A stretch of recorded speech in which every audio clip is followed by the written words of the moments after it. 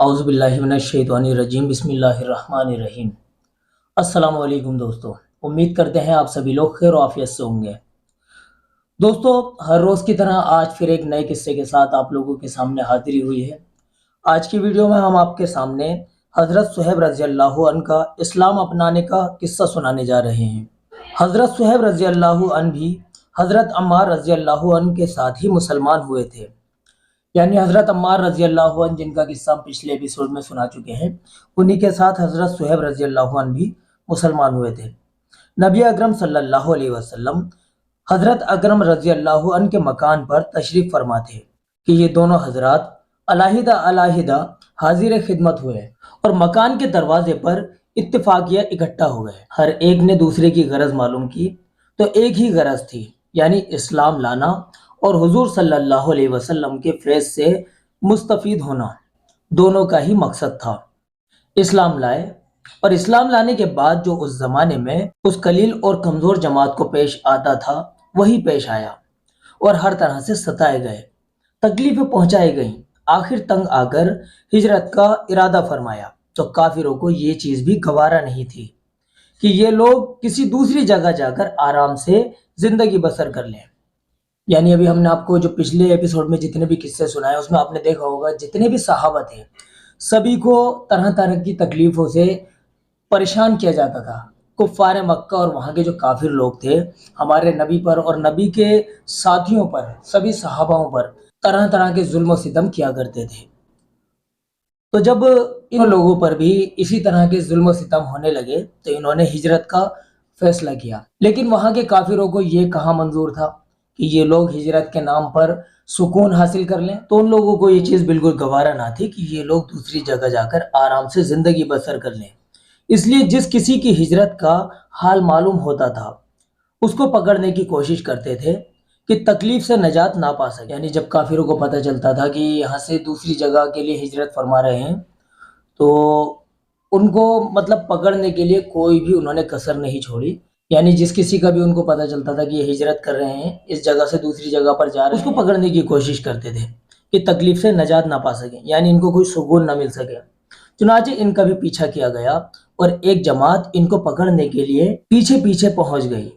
انہوں نے اپنا ترکش جس میں کہ تیر رکھے جاتے ہیں سنبھالا، جس میں تیر تھے، اور ان لوگوں سے کہا کہ دیکھو تمہیں معلوم ہے کہ میں تم سے زیادہ تیر انداز ہوں، یعنی تیر چلانے والا تم سے زیادہ بہتر ہوں۔ جب تک ایک بھی تیر میرے پاس باقی رہے گا تم لوگ مجھ تک آ نہیں سکو گے، اور جب ایک بھی تیر نہ رہے گا تو میں اپنی تلوار سے مقابلہ کروں گا، اور یہاں تک کہ تلوار بھی میرے ہاتھ میں نہ رہے، اس کے بعد بھی تم سے جو ہو سکے کرنا۔ تو جب وہ لوگ حضرت صہیب رضی اللہ عنہ کا پیچھا کر رہے تھے تو حضرت صہیب رضی اللہ عنہ جو تھے بہت اچھے تیر اندازی کے ماہر تھے، تو انہوں نے کہا کہ دیکھو تم میرا پیچھا کر رہے ہو، میرے پاس جتنے بھی تیر ہیں میں ان تیروں سے تمہارا مقابلہ کروں گا۔ تیر ختم ہو جائیں گے تو میں تلوار سے مقابلہ کروں گا، اور تلوار سے بھی مقابلہ جب میں نہ کر سکوں تو بھی مجھ سے جو بن پڑے گا میں وہ کروں گا، تم سے جو ہو سکے وہ کر لینا۔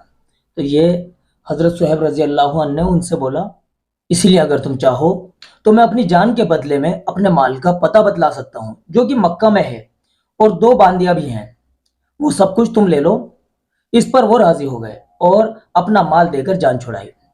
یعنی جب حضرت صہیب رضی اللہ عنہ نے یہ بولا تو اسی کے ساتھ ساتھ ان کے سامنے ایک آفر رکھا کہ اگر تم چاہو تو جو میرا مکہ میں 2 باندیاں اور میرا مال رکھا ہے وہ لے لو اور میری جان کو بخش دو، میرا پیچھا مت کرو۔ تو وہ لوگ اس پر راضی ہو گئے اور انہوں نے اس مال کو لے لیا۔